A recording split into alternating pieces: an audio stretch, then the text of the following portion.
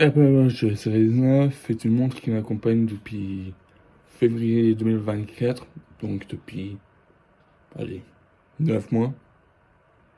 Et je trouve que c'est une montre particulièrement intéressante. En effet, la montre m'accompagne au quotidien. Que ce soit pour le sport, pour la vie de tous les jours, ou même quand je dors, ou pour le suivi de santé en général. En effet, pour la nuit, la montre est plutôt un excellent moyen de suivre son sommeil, même si Apple Watch Series 9 a encore amélioré le suivi du sommeil.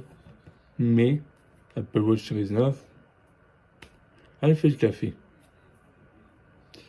De plus, avec WatchOS 11, dont j'en reparlerai plus tard dans un chapitre dédié, il améliore le suivi du sommeil en ajoutant les signes vitaux, qui incluent entre autres la respiration par minute, la fréquence cardiaque pendant le sommeil, la SPO2, la température et le temps de sommeil. Et d'après ce que j'ai sur internet, c'est capable de suivre et de prévenir en avance qu'il y a un problème de santé dans le corps. Par exemple, la fièvre, etc. Même le Covid, même s'il y a des limites. Pour être clair, Apple Series 9 a suit différentes phases de sommeil, mais a besoin de se calibrer pour la température, la SPO2 et les signes vitaux pendant la nuit. Ça prend en général 7 à 10 jours, 10 ou 11 jours à peu près, pour que tout se configurer. Et la montre envoie, l'application santé vous montre et vous prévient soit par une notification sur la montre, soit par autre chose. En effet, la montre, c'est prévenir les problèmes de santé. Pour ce qui est du sport, la montre dispose d'énormément de choses. Par exemple, il y a les suivis de santé, les applications tierces, comme Strava pour synchroniser les données. D'ailleurs, dans la vidéo, vous verrez des exemples d'exercices enregistrés sur Strava, que ce soit sur le GPS de la montre, qui est L1, ou, oui, puisqu'il y a une seconde, ou par le GPS du téléphone. Mais je vais me contenter du GPS de la montre. Et d'après ce que je constatais, c'est aussi précis que la Garmin Fenix 7.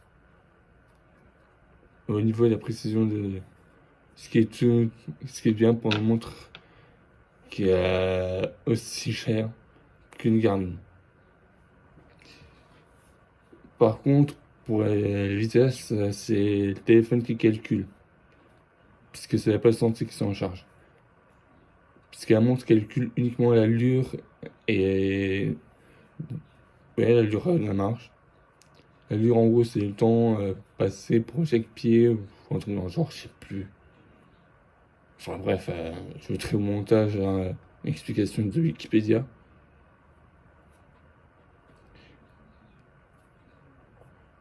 Mais surtout, la montre d'après The Quantified Scientist est précise pour suivre les données lors d'une séance de sport, que ce soit la fréquence cardiaque.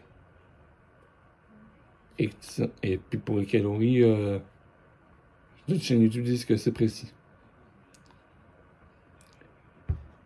Mais la montre est pas Series 9 pour tout ce qui est sport musculaire. Par exemple, le sport à la salle. La montre, c'est la plus précise qui est testée. Cependant, il y a un petit détail qui intervient concernant l'Apple Series 9 pendant la vie de tous les jours. C'est qu'elle est discrète, mais surtout qu'elle a une sacrée autonomie et qu'elle SIP, le système, le CPU, le processeur, quoi, est basé sur l'A15 Bionic de l'iPhone 13. Ce qui donne la possibilité d'utiliser Siri hors ligne, oui, Siri, et surtout la possibilité de tourner WatchOS 10, voire plus récent, WatchOS 11.1. Et WatchOS 11 permet entre autres de voir la hauteur des vagues, et etc., au bord de la mer. Mais surtout, contrairement à Apple Series 10, il y a certaines limitations. Mais bon, je me contente de Apple Series 9, car cette montre est un excellent compagnon au quotidien, même si l'iPhone est déconnecté. Car oui, avec ma justice, c'est l'iPhone 12 qui est mon téléphone perso. Je peux pas en faire tout un fou. Moi, j'ai le problème suite à une mise à jour d'iOS 18. Nickel. Et c'est même pas une bêta. Juste la version que j'ai restaurée, que l'iPhone dû restaurer depuis l'ordi. Et c'était une galère.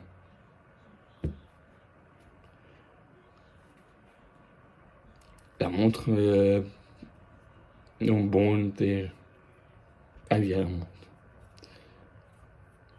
La montre, elle, se recharge assez vite et bouffe pas beaucoup d'autonomie, que ce soit pendant le sommeil, ça bouffe 20% environ. Dans la vie de tous les jours, ça dépend si on utilise le GPS ou pas. Puis surtout, pour son prix de 400, plus de 400 euros, je crois, je sais plus. Moi, dans à 389 euros. Mais à l'époque, c'était le même prix que l'Apple Watch la Series 10 qui n'était même pas encore sortie. Et si vous voulez faire un cadeau à quelqu'un, c'est un bon moyen. Puis surtout, si vous souhaitez utiliser sur votre téléphone Android, ça sert à rien puisque c'est mort. C'est incompatible. Puis quoi d'autre? Oui, bah oui, des choses sur, commander sur Amazon et tout trucs dans le genre. Alors oui, avec Siri et Apple Intelligence, la montre pour avoir des fonctionnalités supplémentaires. Mais le problème, c'est que c'est la 15 et c'est pas assez puissant pour pouvoir tourner en local à Apple Intelligence. La preuve, anecdote. Moi, dans l'iPhone, j'ai essayé d'utiliser avec un LLM en local. Il a lagué après. Puisque tout simplement, la 14 peut faire tout comme la 15, mais le modèle light. Le modèle léger comme serait classique. Et d'ailleurs, au quotidien, pour les chiens ou si vous avez les mains occupées, Tap est assez pratique. Puis si je vais vous recommander une montre après Apple Watch Series 9, même si c'est votre premier Apple Watch. Quoique pour l'Apple Watch Series SE, c'est encore disponible. Mais si vous voulez vraiment pas de données de santé, mais que vous voulez pas avoir la Series 10 puisque c'est trop gros pour vous, prenez la Series 9. Puis quoi d'autre? Ah oui. Personnellement, je dirais toujours Apple Watch Series 9, quoique ça dépend. Mais pour tout ce qui est Take Your Time, si vous avez, comme si vous avez une vieille Apple Watch qui est encore à jour, je mettrai déjà les projets encore à jour. Gardez-la le plus longtemps possible. C'est ce que je vais faire avec mon Apple Watch et pareil avec mon iPhone.